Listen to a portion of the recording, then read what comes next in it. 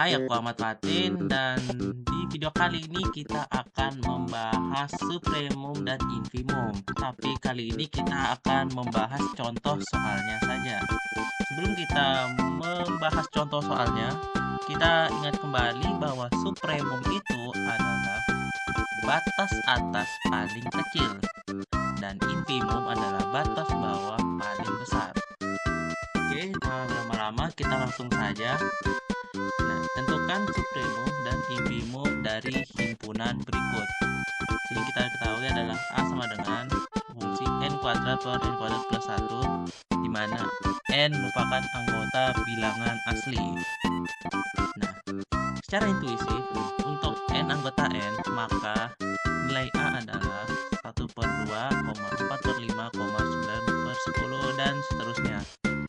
Maka bisa kita lihat saat n menuju tak hingga, nilai himpunan semakin besar mendekati 1, tetapi tidak pernah mencapai 1, sehingga nilai terkecil berada di n1 dengan batas atas terkecilnya adalah 1, sehingga infimum A-nya adalah 1 per 2 dan supremum A adalah 1. Jadi itu secara intuitif. Sekarang kita akan secara fakta dan simbolik.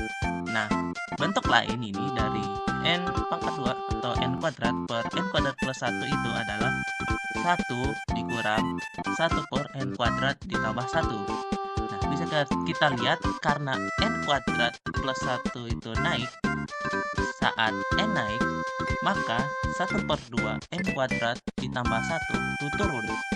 Sehingga 1 dikurang 1 per n kuadrat ditambah 1 naik. Ini maka dia adalah bentuk monoton naik dengan batasnya kan 0 kurang dari an kurang dari 1. Maka limit n menuju tak hingga an adalah 1. Sekarang kita akan menentukan supremumnya. Nih, kita akan menentukan batas atas. Karena tadi nilai n kuadrat per n kuadrat tambah 1 itu menuju 1 tapi tidak pernah sampai 1, dimana setiap n ada anggota bilangan asli, maka batas 1 itu adalah batas atasnya A. Nah, sekarang kita menentukan batas atas terkecil. Apakah di batas atas itu ada nilai maksimumnya? Nah, sekarang kita ambil sembarang epsilon lebih dari 0, di mana n anggota bilangan asli, sehingga 1 dikurang epsilon kurang dari n kuadrat per n kuadrat ditambah 1 itu sama setara dengan 1 min epsilon dikurang 1 dikurang n kuadrat per n kuadrat plus 1, sehingga nanti akan kita dapatkan hasilnya adalah n lebih besar dari akar 1 per epsilon dikurang 1. Karena n itu tidak terbatas, karena bilangan asli itu 1 hingga sekian, maka selalu ada n yang memenuhi ketaksamaan tersebut.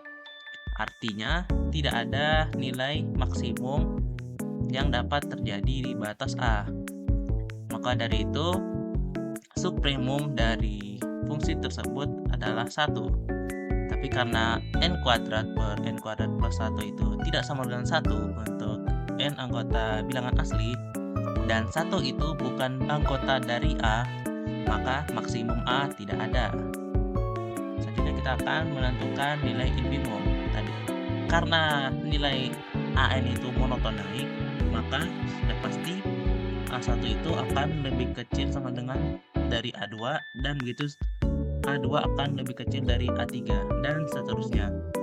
Sehingga A1 itu adalah elemen terkecil di A, yaitu A1 sama dengan 1 per 2, sehingga infimumnya adalah 1 per 2.